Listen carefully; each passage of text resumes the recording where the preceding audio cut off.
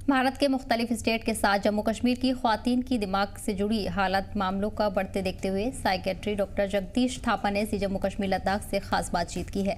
आपको बता दें कि कुछ दिनों से अलग अलग उम्र की ख्वातीन से जुड़े कई मामले सोशल मीडिया पर खबरों के जरिए सामने आए हैं।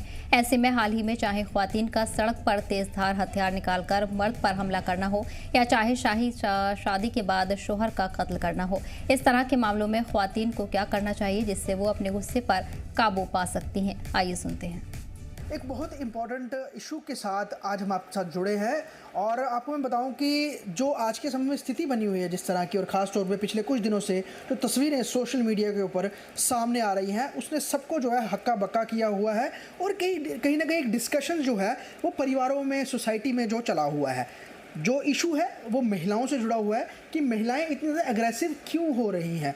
हालांकि पहले भी ऐसा होता था, लेकिन अब के समय में तस्वीरें ज़्यादा सामने आ रही हैं और एक गुस्सा बहुत ज़्यादा सामने आ रहा है। हाल ही में जम्मू में एक महिला ने गाड़ी टकराई, दो गाड़ियों की, तो उसने एक तेज़धार हथियार जो उसके पास ही था वो निकाल के एक व्यक्ति को पकड़ लिया। बहुत उस वीडियो ने जो है वो चर्चा जो है वो बनाई, डिस्कशन क्रिएट कर दिया।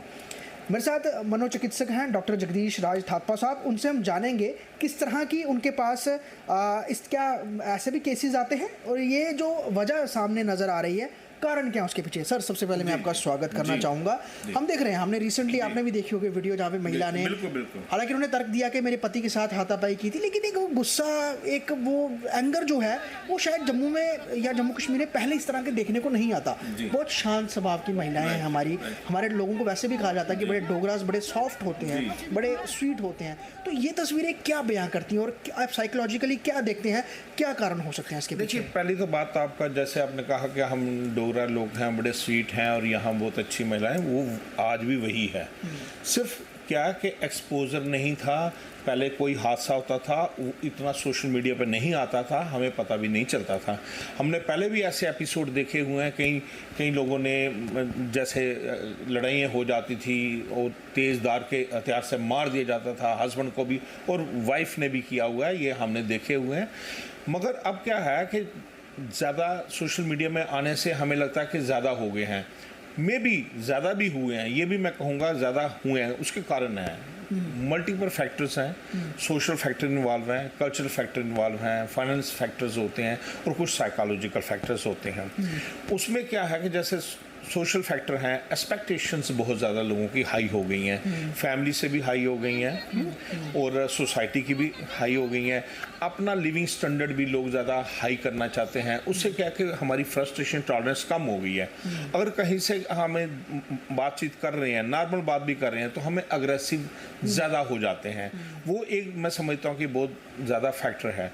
दूसरा कारण जो होता है कि साइकोलॉजिकल फैक्टर्स होते हैं जो कई बार हम इग्नोर कर देते हैं, क्योंकि जो लेडीज़ हैं उनको प्रेशर क्या है, बच्चों का प्रेशर होता है, घर का प्रेशर होता है, फाइनेंस का प्रेशर होता है, रिलेशनशिप का प्रेशर होता है। ये सारे जो प्रेशर हैं उनका स्ट्रेस जो है लेवल बहुत ज़्यादा हाई कर देते हैं और उसकी वजह से टॉलरेंस कम हो जाती है। और जैसे घर से अगर वो स्ट्रेस लेके आ रही हैं, अगर बाहर कहीं ऐसी बात हो जाती है तो उनकी एग्रेशन जो है बहुत ज़्यादा हो जाती है। और मैं ये भी आपको बताना चाहूँगा कि एग्रेशन ज़रूरी नहीं है कि ये एबनॉर्मल हो, ये पैथोलॉजिकल हो, ज़रूरी नहीं है। कई बार एग्रेशन जो है डिफेंसिव भी होती है। अगर आगे से कोई आदमी बोल रहा है तो उसको डिफेंड करने के लिए भी एग्रेशन हो सकती है, तो उसको हम कहते हैं डिफेंसिव एग्रेशन होती है। हाँ, ये भी ज़रूरी है बताना यहाँ कि इनिशिएशन ऑफ एग्रेशन वो बढ़ गई है। अगर हम बात करें, कारण क्या समझती हैं आप? क्या महिलाएं आज के समय में, जैसे आपने कहा कि बड़ी सारी चीज़ों को लेकर एक दूसरे को देखना होता है, इंसान कहता है कि किसी व्यक्ति के पास ये चीज़ है, मेरे पास क्यों नहीं है? कोई अच्छा दिखता है, कोई फाइनेंशियली ज़्यादा अच्छा है, और सोशल मीडिया पे ही हमें ज़्यादा चीज़ें हैं। आजकल हम लोग देखते हैं कि महिलाएं जो हैं, पहले शायद दूसरे फ़ोन होते थे कीपैड वाले, उससे पहले लैंडलाइन फ़ोन होते थे, तब तो शायद इतने लोग इन्वॉल्व नहीं होते थे। लेकिन आजकल जो ज़्यादा समय सोशल मीडिया पे निकालना, अलग अलग कंटेंट देखना, वो कंटेंट क्या किस तरह की मानसिकता बदलता है और आपके पास कैसे केसेस आते हैं? देखिए, सोशल मीडिया का इम्पैक्ट बहुत ज़्यादा होता है। जैसे कि हम ग्रो कर रहे हैं, हमने बच्चों में भी देखा है ये कि जैसे जैसे ग्रो करते हैं वो, उनको एक्सपोजर जितना मिलना चाहिए था पॉजिटिवली वो नहीं मिलता है। और जैसे भी हम बुक्स पढ़ते हैं उसमें इतना हम इन्फ्लुएंस नहीं होते, हम किसी से बात सुनते हैं वो इन्फ्लुएंस नहीं होते। जब हम रनिंग और कलर्ड मूवी देखते हैं कोई, या एक देखते हैं कोई मूवी चल रही है या कोई बात कर रहा है वो टीवी में आ रही है या सोशल मीडिया में आ रहा है, उससे इन्फ्लुएंस बहुत ज़्यादा हो जाते हैं। तो वो है कि कंपटीशन जो है उसकी होड़ तो है ही, हम भी ऐसा करें, हमारे पास भी कार हो, हमारे पास भी ऐसा घर हो, हम भी ऐसे दिखने चाहिए, हम भी सैलून जाएं, हम भी ऐसा तैयार हों। तो ये जैसे रीलें हम देखते हैं उसका इन्फ्लुएंस तो बहुत ज़्यादा है ही। तो उसकी क्या एक्सपेक्टेशंस हमारी जो है फैमिली से भी बढ़ गई हैं, अपने पीयर ग्रुप में जो है वो भी देखते हैं, हम कंपेयर करना बढ़ गया है, अपने हस्बैंड से भी बढ़ गए हैं, तो हस्बैंड की वाइफ से बढ़ गई हैं, वो भी एक जो है प्रेशर क्रिएट करता है। सर महिलाओं से जुड़ा हुआ गुस्सा, क्योंकि ये तो हमने एक पर्टिकुलर केस की बात की जहाँ पर एक वो एक्सीडेंट का मैटर था, महिला थी, लेकिन हम देखते हैं कि युवतियाँ जो हैं यंग एज की गर्ल्स हैं या फिर न्यूली मैरिड हैं, शादियां बहुत ज़्यादा सक्सेसफुल नहीं हो पा रही हैं आज के समय में। लड़कियों की तरफ से भी कहीं ना कहीं जो पहले एक ठहराव होता था ना कि परिवार को संभालना है, एक परिवार को बचाए रखने के लिए पूरी कोशिश करनी है, कहीं ना कहीं पेरेंट्स भी उसमें इन्वॉल्व रहते हैं, लेकिन वो पेशेंस नहीं है, जिस कारण शादियां बहुत टूट रही है। और महिलाओं का उसमें बहुत बड़ा एक रोल सामने नज़र आता है। पुरुषों का भी होता ही है, लेकिन महिलाएं क्योंकि अगर वो चीज़ बचाना चाहे बचा भी सकती हैं, लेकिन वही बात है बचा नहीं पा रही हैं, जिस कारण परिवार बहुत टूट रहे हैं। तो ऐसे केसेस में आप क्या देखते हैं? देखिए, इसमें सबसे बड़ी बात है कि एक्सपेक्टेशन जो है ना from the family, from the in laws family, from the husband बहुत ज़्यादा हाई है।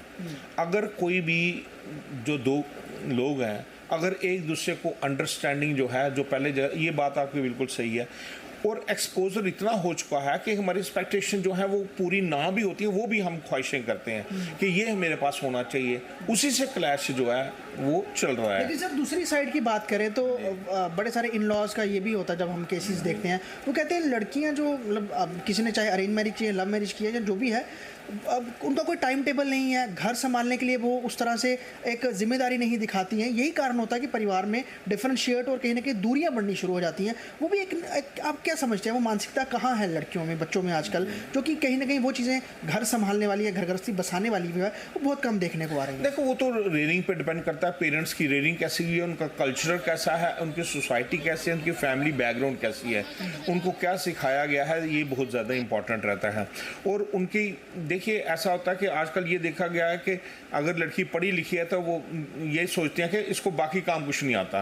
वो भी एक एक्सपेक्टेशन जो इन लॉज की रहती है, अगर वो हस्बैंड की भी रहती है, जब पूरी नहीं होती है तो वो कहते हैं मैं ये नहीं करूँगी, मैं पढ़ी लिखी हूँ, मैंने पढ़ाई की है।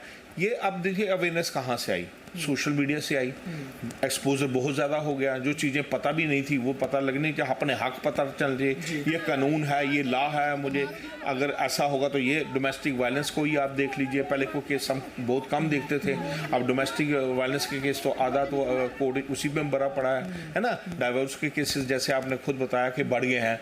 रीज़न क्या है, कंपैटिबिलिटी तो है बट एक्सपेक्टेशन जो है एक दूसरे की वो नहीं। एक और बात मैं यहाँ कहना चाहूँगा कि जैसे पहले मैरिज होती थी तो क्या लड़का और क्या लड़की, इनको ज़्यादा कुछ पता भी नहीं होता था कि मैरिज में हमने कैसे रिलेशन मेंटेन करने हैं, कैसा होता है।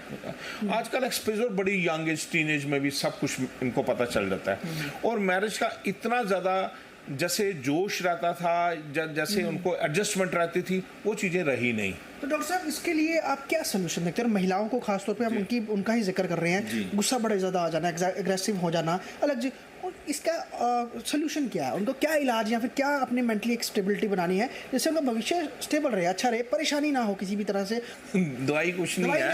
आप एडवाइस क्या देंगे? एडवाइस ये है कि पहले जो भी ऐसा हमें कोई मिलता है, पेशेंट मिलता है, फर्स्ट टाइम होता है कि हम उसकी हिस्ट्री लेते हैं, उसकी पर्सनल हिस्ट्री लेते हैं, उसकी पास्ट हिस्ट्री लेते हैं, उसके रिलेशनशिप के बारे में सारी डिटेल हिस्ट्री चाहिए कि उसकी हिस्ट्री क्या है, नंबर 1। नंबर क्या कोई उसने डोमेस्टिक वायलेंस तो नहीं देखा, घर में वायलेंस तो नहीं देखा है, अब्यूज़ तो नहीं कभी हुआ पेशेंट। ऐसी चीज़ें जो है ना, ये क्या मानसिकता को खराब करने वाली होती हैं, एग्रेशन बढ़ाने वाली होती हैं, ठीक है ना। तो वो पहले देखें उसको कैसे उसकी रीयरिंग हुई है, किस माहौल में हुई है, एनवायरनमेंट कैसा मिला है, फैमिली की एनवायरनमेंट कैसा मिला है ना, अपनों का कैसे उसके एनवायरनमेंट मिला है, वो हो गया। एक हो गया, एक उसका पर्सनल हो गया कि उसकी पर्सनल लाइफ में कैसे अपब्रिंगिंग हुई है, ये हो गया। दूसरा होता है कि कई बार हम कहते हैं कि हम उसकी साइकोलॉजिकल हिस्ट्री भी इम्पोर्टेंट है।